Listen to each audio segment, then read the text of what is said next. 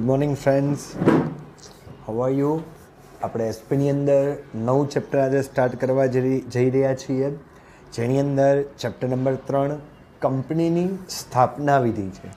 Chapter એટલું મહત્ત્વનું છે કે જો કોમર્સનો કોઈ વિદ્યાર્થી આ ચેપ્ટરને વ્યવસ્થિત ભણે તો એને ભવિષ્યની અંદર કંપની કરવા માટે અથવા તો ભવિષ્યની અંદર કોઈ પણ કંપનીમાં ઉચ્ચ હોદ્દો પ્રાપ્ત કરવો હોય તો એ આ નીતિ નિયમથી સરળતાથી કરી શકે છે. બરાબર ને? કહેવાય છે એવું કે 5 સ્ટારમાં આપણે જવાનું છે, ગયા નથી, છતાં પણ 5 સ્ટાર હોટલ વિશેની માહિતી ખબર છે કે ત્યાં જઈને એમ કહેશું એક કોફીનો ઓર્ડર કે ચાનો ઓર્ડર તો એ 10 રૂપિયામાં નથી જ આવવાનો, કદાચ 500 ને 1000 રૂપિયામાં જ આવવાનો છે. એમ ચેપ્ટર શરૂ થતાં અથવા સમજતા વિદ્યાર્થીઓ એવું વિચારે છે કે આપણે ક્યાં કંપની સ્થાપવાની છે, મારી ક્યાં કોઈ તેવડ છે કે હું કંપની સ્થાપું અથવા કંપનીમાં સારી જોબ કરી શકું. તો એ વાત ભૂલી જાઓ. તમારી પાસે 11મા અને 12મા ધોરણનું જો આ પાયાનું જ્ઞાન પ્રાપ્ત થાય તો તમે સરળતાથી આ કાર્ય કરી શકો છો, પણ તમારી પાસે પાયાનું જ્ઞાન હોવું જોઈએ. જો આ જ વિચાર કદાચ ધીરુભાઈ અંબાણીએ કર્યો હોત તો રિલાયન્સ ઇન્ડસ્ટ્રીઝની સ્થાપના આજે ન થઈ હોત. હજી ગઈકાલના જ લેટેસ્ટ ન્યૂઝ છે કે રિલાયન્સ જીઓએ અન્ય કંપની સાથે ટાઈઅપ કરી અને કરોડોનું ટર્નઓવર કરવાનું નક્કી કર્યું છે.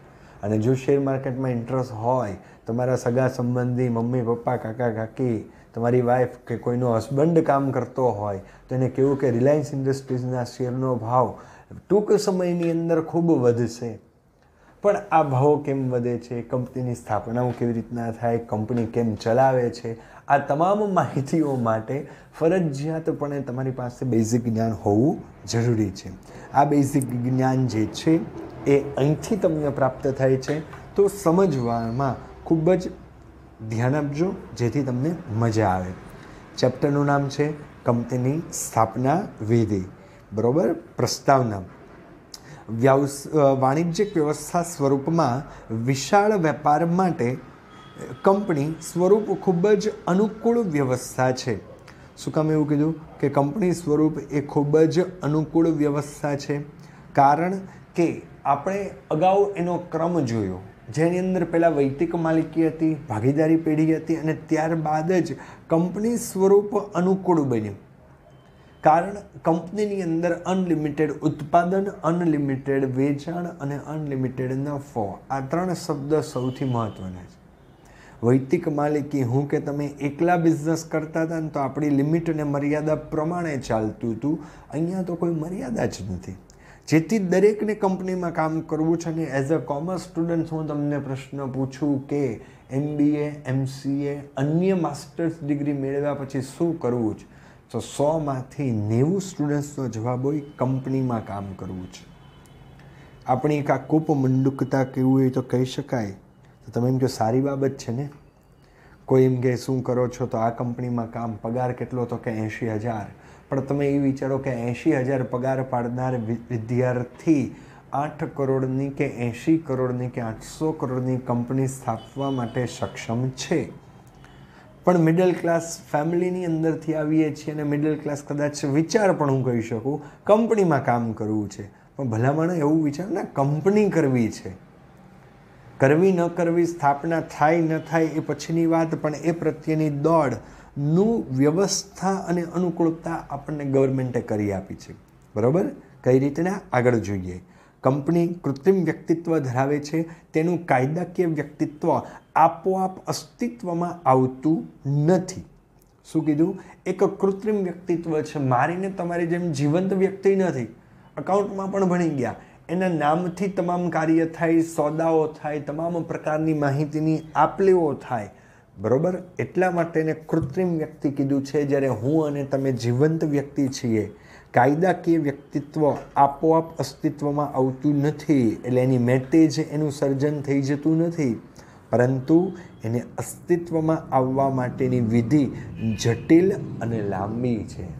હવે શું કરવી પડશે? એની પ્રક્રિયા, વિધિ કરવી પડશે. એ ખૂબ જટિલ, અટપટી છે. અલગ અલગ દસ્તાવેજો નિયમ પ્રમાણે તૈયાર કરવાના, ગવર્મેન્ટને ત્યાં આગળ એ સબમિટ કરાવવાના, અને એમાં પણ પાછી ભૂલ હોય તો ફેરફાર કરવાના.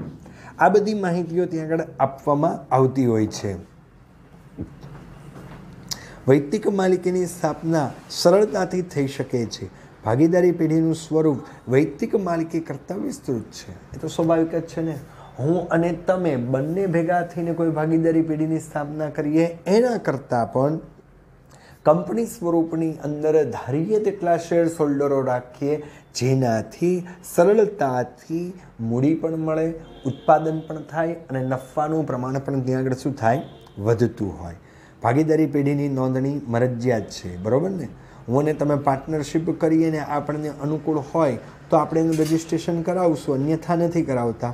પરંતુ અહીંયા આગળ તો સ્પષ્ટપણે કીધું છે કે કંપની સ્વરૂપની નોંધણી ફરજિયાત છે. જો કીધું ભાગીદારી પેઢીનું સ્વરૂપ વૈયક્તિક માલિકી જે છે એના કરતાં વિસ્તૃત છે. ભાગીદારી પેઢીની નોંધણી મરજિયાત છે. જ્યારે એની સરખામણી જો કંપની સાથે કરવામાં આવે તો એની વિધિ પહેલું તો ખૂબ લાંબી છે, અટપટી છે, ઘણાને ખબર પડતી નથી, સમય પ્રમાણે બદલાયા કરે છે અને કેવી છે, ખર્ચાળ પણ છે એવું ત્યાં આગળ કહેવામાં આવે. કંપની ધારાની જોગવાઈઓ, બરાબર, સમય સમયે કંપની ધારો ગવર્મેન્ટ અસ્તિત્વમાં મૂકે અથવા એની જોગવાઈ એટલે નીતિ નિયમમાં શું કરે, ફેરફાર કરવાનો પ્રયત્ન કરે. કેવી રીતના? જૂનો કંપની ધારો 1956ની અંદર દાખલ થયો હતો અને અત્યારે ઘણી બધી જૂની કંપનીઓ જે અસ્તિત્વમાં છે એ 1956ના જ કંપની ધારા પ્રમાણે ચાલે. ત્યારે હવે મારે કે તમારે કોઈ નવી કંપનીની સ્થાપના કરવી હોય તો એ કંપની ધારો નવો દાખલ કરવામાં આવ્યો 2013માં અને એ પ્રમાણે તમામ દસ્તાવેજની નોંધણી, કાનૂની પ્રક્રિયા બધી જ પૂર્ણ થાય પછી કંપની અસ્તિત્વમાં આવે. એ પહેલાં અસ્તિત્વમાં આવતી નથી. આવી રીતે કૃત્રિમ કાનૂની વ્યક્તિત્વ અસ્તિત્વમાં લાવવાનું કાર્ય કરનારને એક સ્થાપક, પ્રયોજક કે પ્રવર્તક તરીકે ઓળખવામાં આવે છે, બરાબર.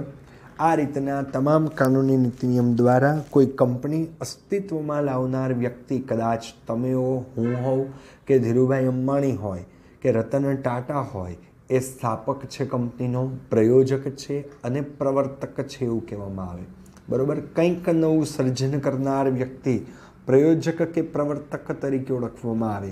એ કંપનીને પ્રમોટ કરે છે એટલે સમાજની અંદર લાવે છે, દેશની અંદર લાવે છે કે વિદેશની અંદર લાવે છે અને એના દ્વારા જાહેર જનતાની જે માંગ હોય તે વસ્તુ કે સેવા પૂરી પાડવાનો એ શું કરે છે, પ્રયત્ન કરે છે, બરાબર. અર્થ જોઈએ તો કંપની કાયદાકીય રીતે અને ટેકનિકલ કોઈ પણ ચોક્કસ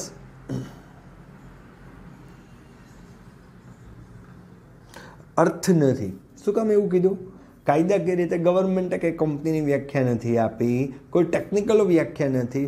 બ્રિટિશ કોમન લો મુજબ કંપનીની વ્યાખ્યા છે. કાયદાકીય એક વ્યક્તિ, કારણ કે એનું સર્જન કાયદા દ્વારા થાય. કઈ સ્કૂલમાં ભણો છો, કઈ કંપનીના શર્ટ પહેર્યો છે, કઈ કંપનીના બૂટ છે, તમારા ઘરે કઈ કંપનીનું ટીવી છે, બધે જ કંપનીના નામ પણ એ કૃત્રિમ છે, જીવંત નથી. એટલે કૃત્રિમ વ્યક્તિ એવો અર્થ થાય. કંપનીના સભ્ય બદલાઈ જાય, બરાબર. શેર ખરીદનાર શેર હોલ્ડર અને એ જે સભ્ય સમય પ્રમાણે બદલાય, એ નિવૃત્ત પણ થાય, મૃત્યુ પણ પામે તો પણ કંપનીના અસ્તિત્વ ઉપર કોઈ જ અસર પડતી નથી. કંપની તો વર્ષો સુધી ચાલ્યા કરે છે, બરાબર. તમે માર્કેટની અંદર જુઓ, ઘણી બ્રાન્ડેડ કંપની શોરૂમો 1948-1800ની સાલથી અસ્તિત્વમાં છે. હવે એ વિચારોને યાદ કરવું બહુ અઘરું છે, તો એક સરળ ઉદાહરણ આપી દઉં કે રિલાયન્સ કંપનીની સ્થાપના કરનાર ધીરુભાઈ અંબાણીએ જેટલા વર્ષ પહેલાં એ સ્થાપના કરી ત્યારબાદ એના સભ્યો બદલાયા, નિવૃત્ત થયા અને કદાચ ધીરુભાઈ અંબાણી મૃત્યુ પણ પામ્યા, છતાં પણ એના દ્વારા પ્રમોટ કરવામાં આવેલી રિલાયન્સ ઇન્ડસ્ટ્રીઝ અત્યારે અસ્તિત્વમાં છે. દરેક વ્યક્તિ પોતાની પાસે રહેલી ઓથોરિટી અન્ય વ્યક્તિને ફોરવર્ડ કરે, બરાબર. તો એ જ મુજબ જોઈએ તો એણે ફોરવર્ડ કર્યું છે એના પુત્રને, અને બંને પુત્રો પોતપોતાના ભાગમાં આવેલી કંપનીને વ્યવસ્થિત ચલાવવાનો પ્રયત્ન કરે છે. મે બી એવું બનશે કે એમને રિટાયરમેન્ટ લેવું છે તો એ પછી પોતાને આવતા કોઈ સારી વ્યક્તિને પ્રમોટ કરશે, સભ્ય બનાવશે કે શેરહોલ્ડર બનાવી કંપની ચલાવવાનો પ્રયત્ન કરશે. એટલા માટે કંપની એટલે કંપની ધારા 2013 પ્રમાણે સ્થપાયેલી કે આ પહેલાંના કોઈ પણ કંપની ધારા પ્રમાણે સ્થપાયેલી કંપની. સાવ સાદી વ્યાખ્યા. લેટેસ્ટ કંપની ધારો એવો 2013માં, તો એ નિયમ મુજબ કોઈ કંપની સ્થપાયેલી હોય તો એ, અથવા તો એ પહેલાંના જે કંપની ધારા અસ્તિત્વમાં આવ્યા અને એ મુજબ કંપનીઓની જે સ્થાપનાઓ થઈ તે નિયમ દ્વારા જે કંપની સ્થપાયેલી હોય એને કંપની કહેવાય. હવે એવું બને 2025, 2032, 2045, 2050માં નવો કંપની ધારો અસ્તિત્વમાં આવે તો એ નિયમને ફોલો કરીને પણ તમે કંપનીની સ્થાપના કરી શકો છો. બરાબર. આ નવો કંપની ધારો તબક્કાવાર લાગુ પાડવામાં આવ્યો છે, ગમે ત્યારે નહીં. સમાજ, માર્કેટ અને દેશની પરિસ્થિતિને ધ્યાનમાં રાખી ગવર્મેન્ટને યોગ્ય લાગે તે મુજબ જ એ કંપની ધારો અસ્તિત્વમાં આવેલો છે. હવે જોઈએ કંપનીના લક્ષણો. વ્યાખ્યા અને પ્રસ્તાવનામાં મેઇન શબ્દ જે આવી ગયા એ જ શબ્દ એના લક્ષણો તરીકે ઉપયોગી બને છે, એ બાબતનું ધ્યાન રાખવું. પહેલું જ સ્વતંત્ર વ્યક્તિત્વ.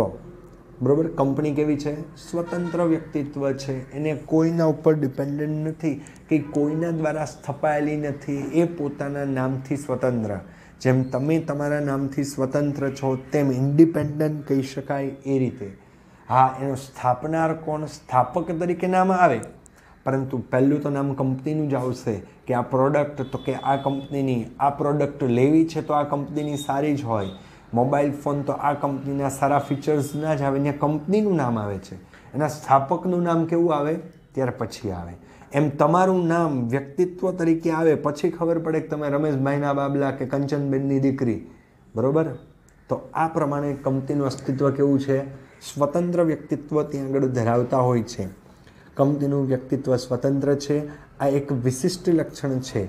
આમ કંપનીનું કાયદાકીય સ્વતંત્ર વ્યક્તિત્વ છે. કાયદાની દ્રષ્ટિએ સર્જિત થયેલું અલગથી વ્યક્તિત્વ પ્રાપ્ત કર્યું હોય તો દરેક કંપની પ્રાપ્ત કરે છે. હજુ પણ રિપીટ કરું, વૈયક્તિક માલિકી કે ભાગીદારી પેઢીની નોંધણી મરજિયાત છે. It is not to compulsory to register any government. બરાબર. પણ કંપની કરો પછી કોઈ નાના પાયા ઉપરની હોય કે મલ્ટીનેશનલ કંપની હોય, સૌથી પહેલો રૂલ્સ ત્યાં આગળ લાગુ પડે, તમારે એને રજિસ્ટ્રેશન્સ કરાવવું પડશે. સાથે રહેશો તો મુદ્દાઓ યાદ રહી જાય. સ્વતંત્ર વ્યક્તિત્વ છે, જેથી કંપનીના સભ્યની જવાબદારી કેવી થઈ જાય? મર્યાદિત જવાબદારી જાય. હવે BAમાં તમે ભણી ગયા હશો, જવાબદારી જે છે મુખ્ય જુઓ તો 2 અને આમ 3. મર્યાદિત જવાબદારી, અમર્યાદિત જવાબદારી અને બાંહેધરીથી જવાબદારી. મર્યાદિત જવાબદારી એટલે એવું કહી શકાય કે અહીંયા તમે જે કંપનીમાં રોકાણ કર્યું શેર સ્વરૂપે કે અન્ય કોઈ પણ સ્વરૂપે, અને માનો કે કંપની ન ચાલી અને ખોટમાં ગઈ, તો જેટલા શેરનું રોકાણ થયું હોય એટલા જ નાણાં જાય, એના કરતાં વધુ ન જાય. પરંતુ અમર્યાદિત જવાબદારી હોય ત્યારે તમે કરેલા રોકાણ ઉપરાંત જો દેવું થતું હોય તો તમારી અંગત મિલકતને વેચીને પણ એ જવાબદારી તમારે અદા કરવી પડે. એટલે ઘણા ઘરે કોકની બાયડી માથા ભારી હોય તો તરત વરને કહી દે કે શેર બજારમાં રોકાણ કરવું હોય તો કરજે, પણ હું રૂપિયો વધારાનો મારો આપવાની નથી. શું કામ? તો એને ખબર કે જો ત્યાં અમર્યાદિત જવાબદારી લાગુ પડશે ને એનું બધું વેચાઈ જાય નહીં હાલે, ભલે એનો વર વેચાઈ જતો કે એના પૈસા વેચાઈ જતા, એમાં એને ચિંતા હોતી નથી. તો તમે સમજી શકો કે એ જવાબદારી ત્યાં મર્યાદિત થઈ ગઈ. એના વરને બિચારાને સારું એવું રોકાણ કરવું હોય, એના સસરાને સારું એવું શેરબજારમાં કામ કરવું હોય, પણ થઈ શકે નહીં. પણ એક બાબત એ સારી છે કે તમે અનલિમિટેડ કરવા જાઓ એની બદલે મર્યાદામાં ભલે તમારી બાયડીથી રહેતા હો તો પણ તમને ભવિષ્યમાં અંગત મિલકત વેચાઈ જવાનો કોઈ પણ ભય રહેતો નથી. ફરીથી ટૂંકમાં, મર્યાદિત જવાબદારી કંપનીમાં કરેલા રોકાણ પૂરતી જ, અને એટલી જ રકમ તમારે ગુમાવવી પડે. અહીંયા આગળ સભ્ય એટલે કંપનીના શેર્સ હોલ્ડર અથવા મહત્ત્વની વ્યક્તિઓ. કંપની કાયદાકીય વ્યક્તિત્વ ધરાવે છે. કંપની વ્યક્તિ તરીકે સંપત્તિ અને જવાબદારીની માલિક છે, બરાબર. કંપની વ્યક્તિ તરીકે કંપની પાસે એક પોતાનું અસ્તિત્વ છે, તો તમામ સંપત્તિ પણ એના નામની હોય અને તમામ જવાબદારી પણ એની પોતાની હોય. પરંતુ સભ્યની જવાબદારી તેમણે ધારણ કરેલા શેર પૂરતી જ મર્યાદિત હોય. એટલે મેં કે તમે કોઈ પણ કંપનીના શેર્સ ખરીદ્યા અને 5 લાખ રૂપિયાનું રોકાણ કર્યું, તો આપણી જવાબદારી માત્ર 5 લાખ પૂરતી. માનો કે કંપનીનું દેવું થાય અને કંપની બંધ થાય, તો આપણા ખાલી 5 લાખ રૂપિયા જ જાય. મારી કે તમારી પાસે રહેલા 5 કરોડ રૂપિયાની જવાબદારી રહેતી નથી. છતાં અમર્યાદિત જવાબદારીવાળી કંપનીની રચના થઈ શકે છે. કેમ વિદ્યાર્થી મિત્રોને એવો પ્રશ્ન મૂક્યો, શબ્દ મૂક્યો કે અમર્યાદિત જવાબદારીવાળી કંપનીની રચના થઈ શકે છે. ને આગળ હું એવો શબ્દ એડ કરું છું કે હાલમાં એવી જ કંપનીઓની સ્થાપનાઓ થાય કે જે અમર્યાદિત જવાબદારી અદા કરતી હોય. આન્સર આપી શકાય? તો કે હા, સમજી શકાય. ઘણાને તો કદાચ ક્વેશ્ચન જ બાઉન્સર ગયો હોય. પહેલું તો કંપની 2 રીતે મુખ્ય રીતે સ્થાપના થાય, મર્યાદિત જવાબદારીથી અને અમર્યાદિત જવાબદારીથી. બરાબર. મર્યાદિત જવાબદારીમાં બહુ ચિંતા નથી, નુકસાન થાય તો જેટલી રકમનું ઇન્વેસ્ટમેન્ટ કર્યું હોય એટલા જ શેર ઉપરના નાણાં જાય. જ્યારે અમર્યાદિત જવાબદારીમાં તો શેર ઉપરના નાણાં તો જાય જ, પણ જો દેવું વધી જાય તો આપણી અંગત મિલકત પણ વેચાય. હવેનું પોઝિટિવ પાસું તમને કહું કે અહીંયા આગળ અમર્યાદિત જવાબદારીવાળી કંપનીની રચનાઓ વધુ થાય છે, કારણ જોખમનું પ્રમાણ જેટલું વધુ એટલું જ નફાનું પ્રમાણ કેવું વધુ છે.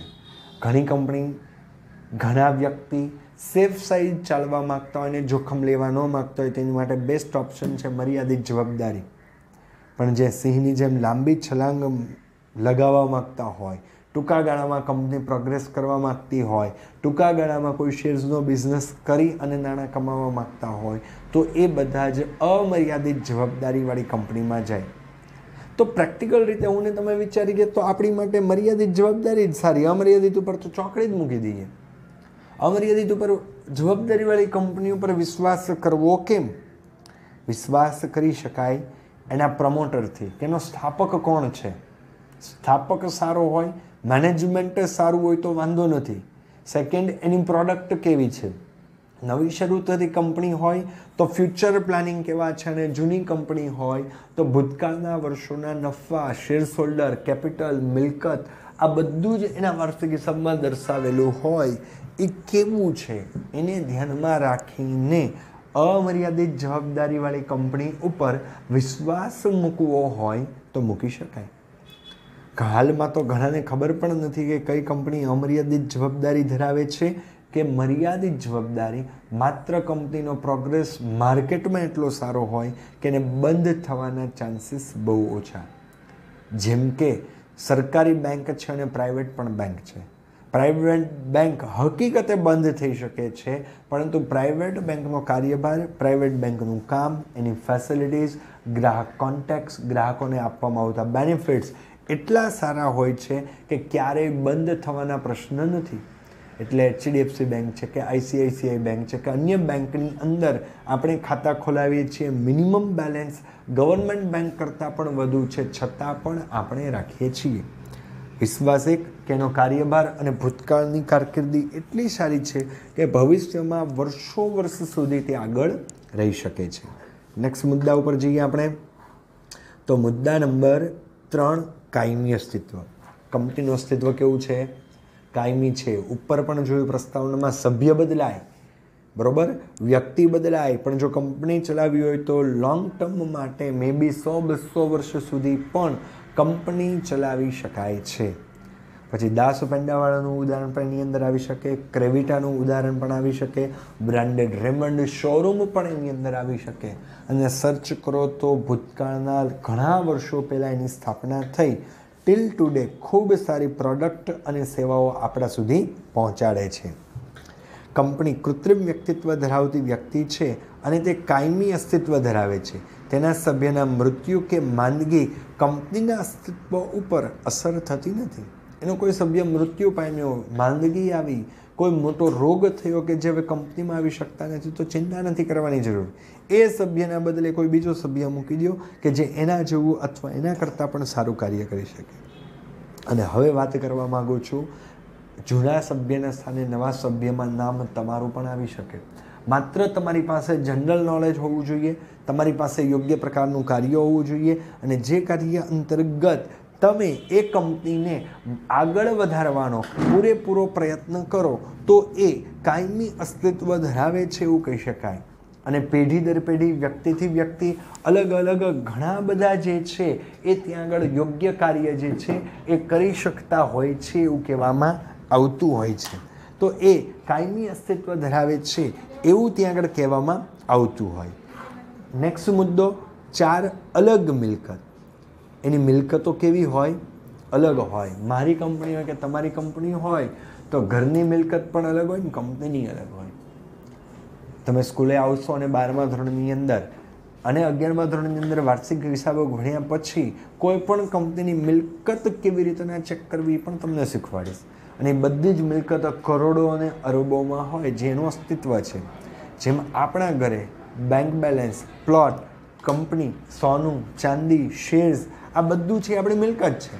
ને આપણા ઘર મુજબ આપણી પાસે ખૂબ સારું અસ્તિત્વ છે અને દિન પ્રતિદિન આપણે એને શું કરીએ? વધારવાનો પ્રયત્ન કરીએ. એમ દરેક કંપની પણ આ જ પ્રકારનું કાર્ય કરે છે. કોઈની કહેવા નથી જતી કે ગયા વર્ષ કરતાં આટલા વર્ષમાં મારે કંપનીની મિલકતો વધી. મમ્મી 500 ફેમિલી મેમ્બર્સને બતાવવા નથી જતા કે મેં સોનાનો ચેન 50,000ના ભાવે પણ લીધો. પણ જ્યારે એ સોનાનો ચેન પહેરશે ને ત્યારે દરેક વ્યક્તિને પૂછશે અને દરેક વ્યક્તિને ખબર પડશે કે આપણું કુટુંબ સદ્ધર બનતું જાય. એમ કંપની પણ મિલકતો દ્વારા સદ્ધર બનતી હોય. કંપની એક અલગ વ્યક્તિ હોવાના કારણે તે પોતાના નામે મિલકત ખરીદી પણ શકે છે અને વેચી પણ શકે. બરાબર? જમીન, મકાન, પ્લાન્ટ, યંત્ર, મશીનરી, ઓજાર, આ બધી જ વસ્તુ એમને અનુકૂળ હોય એ મુજબ ખરીદી પણ શકે અને જો ટેકનોલોજી જૂની થઈ ગઈ હોય તો વેચી પણ શકે છે. કોઈપણ શેર્સ હોલ્ડરનો કંપનીની મિલકત ઉપર કોઈ અધિકાર નથી. શેર્સ હોલ્ડર કે સભ્ય તરીકે હું અને તમે કંપનીના ભલે માલિક હોઈએ પણ કંપનીની મિલકત ઉપર આપણો કોઈ અંગત અધિકાર હોતો નથી, કારણ કે એ કંપનીના નામની હોય. બરાબર ને? સાદું સરળ ઉદાહરણ આપું કે તમારી પાસે પાકીટ છે અને પાકીટની અંદર 500 ને 1000 રૂપિયા પડ્યા છે અને જો કોઈ ઝઘડીને કે લેવા માંગતા હોય તરત તમે એમ કે પૈસા મારા છે.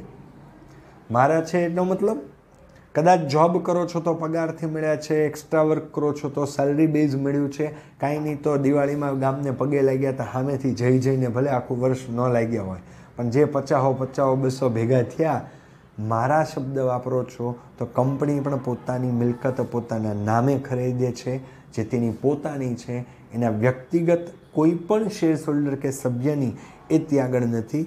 એ બાબત ખાસ ધ્યાન રાખવું. નેક્સ્ટ 5મો મુદ્દો, શેરનું હસ્તાંતરણ. મુદ્દો ખાસ સમજો. 12મા ધોરણમાં 3 ચેપ્ટરોની અંદર આવે છે. પહેલું, હસ્તાંતરણને આપણે સંધિ છૂટી પાડીએ. બરાબર? જેની અંદર એક હાથ પરથી બીજા હાથ પર જવું એને શું કહેવાય? હસ્તાંતરણ. હું કોઈ કંપનીના શેર્સ એકવાર ખરીદી લઉં એટલે લાઈફ ટાઈમ મારે જ રાખવા એવું જરૂરી નથી. હું એનું હસ્તાંતરણ કરી શકું, એનો મતલબ વેચી શકું. હું તમને આપું, તમે અન્યને આપો, અન્ય વ્યક્તિ ચોથી વ્યક્તિને આપે, ચોથી વ્યક્તિ 400મી વ્યક્તિને પણ આપી શકે. પણ નિયમન પત્રની જોગવાઈ અનુસાર, નિયમન પત્ર અને આવેદનપત્ર આપણે નેક્સ્ટ લેક્ચરની અંદર ડિટેલ્સમાં જોવાનું છે. પરંતુ સાદી ભાષામાં એવું કહી શકાય, કંપની પોતે આંતરિક રીતે ચલાવવા નીતિ નિયમ જેમાં લખવામાં આવે તમામ નીતિ નિયમ નિયમન પત્ર, ઇંગ્લિશમાં આર્ટિકલ ઓફ એસોસિએશન તરીકે એને ઓળખવામાં આવે છે. બરાબર? તો એના નિયમ અનુસાર અને હાલમાં દરેક કંપની એ પોતાના નિયમન પત્રમાં લખેલું છે કે તમે શેરનું હસ્તાંતરણ કરી શકો તો જ કંપની ચાલે. આજે હું કંઈ શેર શોખના નથી ખરીદતો. તમારા પપ્પા શેર્સ ખરીદતા હોય તો શોખના નથી ખરીદતા, પણ 5 રૂપિયાના ભાવે ખરીદે અને 15 રૂપિયાના ભાવે વેચી દે અને ડિફરન્સ જે મળી એનો નફો કહેવાય છે. એમ કંપની આવું હસ્તાંતરણ મૂકે છે. એટલે અહીંયા સાદી ભાષામાં મૂક્યું છે, નિયમન પત્રમાં જણાવેલ નિયમો અનુસાર કંપનીના શેરની ફેરબદલી કરવી હોય તો શું થાય? સરળતાથી થઈ શકે છે. એ જ પ્રમાણે 6થો મુદ્દો, કંપની દાવો કરી શકે. કંપની ઉપર પણ કોઈ દાવો કરી શકે. બરાબર. કોઈ કસ્ટમર, કોઈ અન્ય વ્યક્તિએ કોઈ ભૂલ કરી છે, કંપની સાથે ગેરરીતિ ગોટાળા, નિયમ ભંગ કર્યો છે, તો કંપની કોઈ પણ વ્યક્તિ ઉપર કેસ કરી શકે છે. ઉપરાંત કંપનીની કોઈ પ્રોડક્ટ, કોઈ વ્યક્તિ, અન્ય કોઈ પણ મુશ્કેલી ઉત્પન્ન થઈ જે કસ્ટમર કે અન્ય વ્યક્તિને ઉપયોગી નથી, તો એ વ્યક્તિ પણ કંપની ઉપર દાવો એટલે કેસ કરવો હોય તો કરી શકે છે.